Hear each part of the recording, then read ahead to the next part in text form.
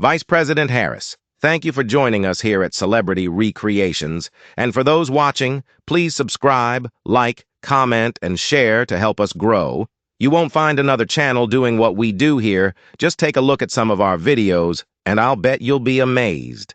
Now back to you, Kamala. How do you plan to tackle the border crisis? Can you please explain? Well, the border it's not just a line on a map. It's a place, it's an idea, it's a feeling. It's where the sky meets the earth and the earth. Well, the earth is round, so there's no beginning or end, right? And if we think about it, borders are much like the circles we draw around ourselves. Now, when I say circles, I'm not just talking about geometry here. No, I'm talking about the circles of trust, the circles of life. Like in that movie, what was it, The Lion King? You know the one? The border is like Simba's journey. It's about the courage to cross boundaries, but also knowing when to stay within your own. Lion pride. But let me tell you, the thing about borders is that they're like fences. Now, what do fences do? They keep things in, but they also keep things out.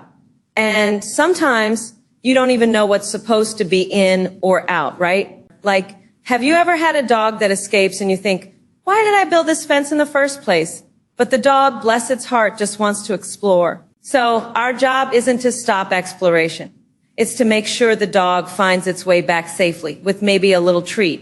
And if you think about it, the border crisis is kind of like that dog.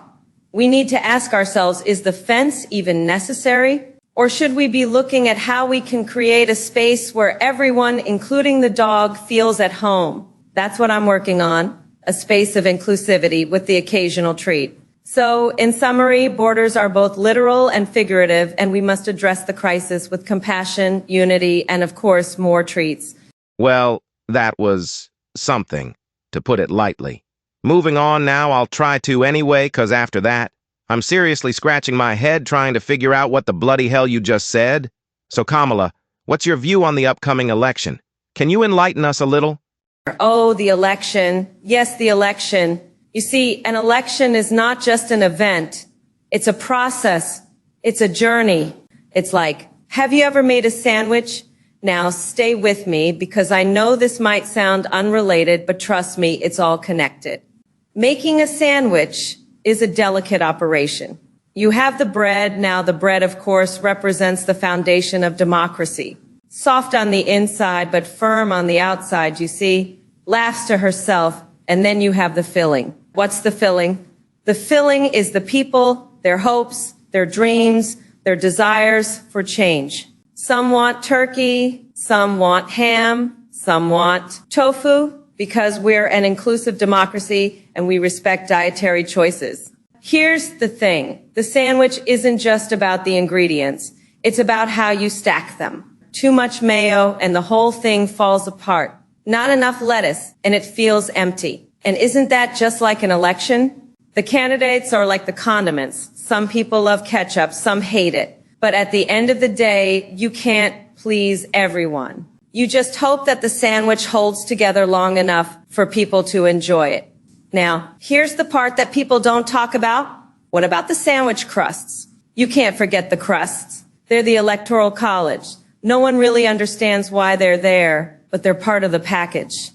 And when we talk about the upcoming election, it's really like the weather, because sometimes you're expecting sunshine, but suddenly you get rain. Now, you have to ask yourself, do you pack an umbrella or do you embrace the rain and just dance in it? I say, let's dance. But of course, we have to make sure the dance floor is safe.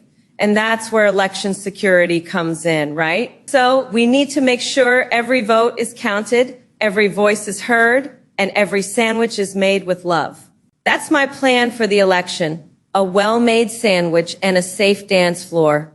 Okay, one last question.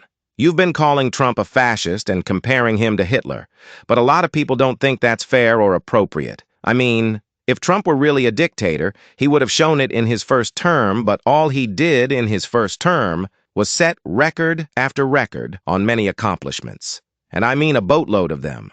There are so many you'll need weeks to read them all. He's done more than all the other presidents combined in the history of America. If you don't believe me, Just go read them. I'll have the links posted in the description, and I will also pin those links on a comment at the top of this page on our YouTube channels. Do yourself a favor and go read them. You'll be dumbfounded. So why do you keep calling him a fascist and comparing him to Hitler? I think America needs to know. So what do you have to say there, Kamala? You know, that's a very important question, and it's something I've thought about a lot. When I say fascist, I don't mean like fascist, right? It's more of a metaphor. It's like, if you think about how a cat behaves, a cat is independent, but also sneaky, and sometimes a cat knocks things off the table. But that doesn't mean the cat is a bad pet. It just means the cat doesn't respect the rules. Now, Trump is like that cat. He knocks democracy off the table, and we have to clean it up. But does that make him Hitler? Well, Hitler didn't like cats, and that's a very important distinction. So, in a way, calling Trump Hitler is really just about understanding that we can't let cats run the house. Well, thank you, Kamala.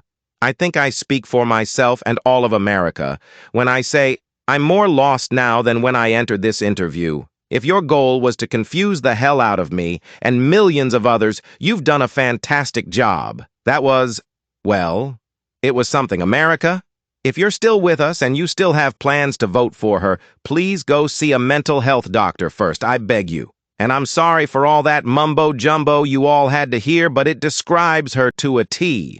I sure as hell need a strong coffee after this one, and then go vote for Trump. Thank you all for joining us here, folks, and please do subscribe, like, comment, and share to help grow our channel. We will keep bringing you creations that you won't find elsewhere, that's for sure. Thank you again for letting us into your homes. God bless you, and we'll see you all on the next one. Bye for now.